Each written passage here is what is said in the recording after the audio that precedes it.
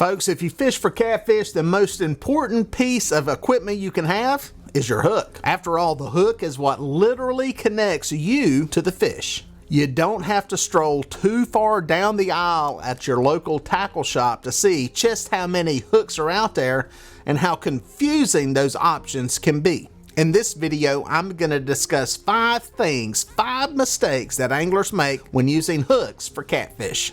Well, first, and I get a lot of questions about this, what size hook to use? The first mistake a lot of people make is they're using a hook for the fish they hope to catch instead of for the bait they're using or for the fish that are in the waters they're fishing in. Listen, if you're fishing the James River, you know there are giant catfish in there and you're throwing out baits as big as your hand, yeah, it's great to use an 8/0 hook. But if you're fishing a local municipal lake or a local pond and there's only 2 to 3 pound channel catfish in there, a 4/0 hook is more than enough. Again, use hooks that are appropriate to your bait and the fish that are in the waters that you're fishing. For those big baits, big waters, big fish, 8/0 hooks, 10/0 hooks, those will work. If you're fishing municipal ponds, farm ponds, and you only got 2 to 3 pound fish in there, that 2/0 to 4/0 hook will work fine. The second mistake I see is people bank fishing that are using circle hooks and not using rod holders. Listen, I love circle hooks. I use them exclusively, but I'm fishing on a boat and all of my rods are fixed in rod holders.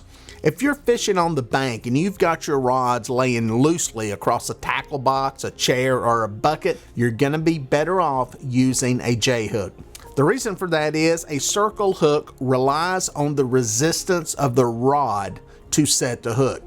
If your rods are just laying there loosely, there is no resistance, you're better off going with the J-hook and setting the hook yourself when you pick the rod up. And this leads me to mistake number 3, and that is using circle hooks with bobbers, floats, and corks.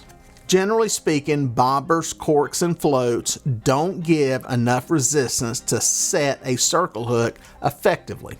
So if you're using these floats, especially the smaller ones, you're better off using a J-hook, and when you see that bobber go, setting the hook yourself.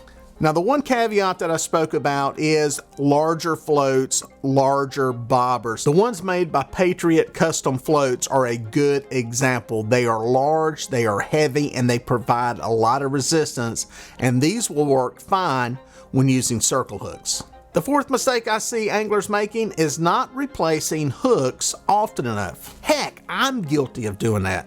The first problem is hooks can become dull with use. Repeatedly hooking baits, hooking fish, possibly dragging along the bottom, getting into rocks and other rough debris, it can dull your hook. Another thing is if you use these hooks for a long time and you catch multiple fish on them, pulling that hook out, especially with pliers, can inflict a small dent or abrasion in the hook. Now, this is something very small. You probably can hardly even see it, but it creates a weak point in that hook. Now, in most situations, this is not a big deal, but if you get hooked into a big fish in heavy current, that becomes the weak link in your hook, and if stressed the right way, it can lead to the hook breaking. Now, you probably don't need to change your hooks every trip or if you've not caught any fish on them, but after you catch 2, 3, 4, 5 fish on a hook, it's probably a good time to swap it out, get a new one on there, and rest assured that you won't have hooks breaking or not puncturing the mouth of that fish the next time you get a bite.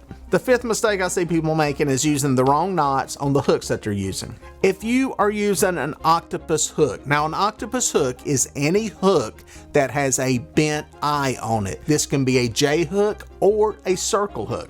If you're using an octopus style hook, you need to snell the hook. Use a snell knot. Believe it or not, I've got several videos on how to snell a hook, and I will put you a link down in the description, and in the closing credits of the video, there will be a link to one of these videos on how to properly snell a hook. My favorite knot to use is the uni knot. It's simple, it's strong, effective, and I've caught thousands of fish with it. Now, if you are not using an octopus hook, again, an octopus hook is a J hook or a circle hook that has that bent eye on it, use a Palomar knot or an improved clinch knot. You guessed it, I've got videos on those knots too, and I will put a link to those videos down in the description below.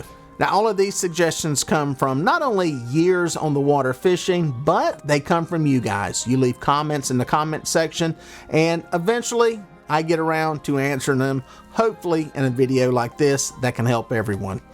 And as for those videos, there's one and there's another one.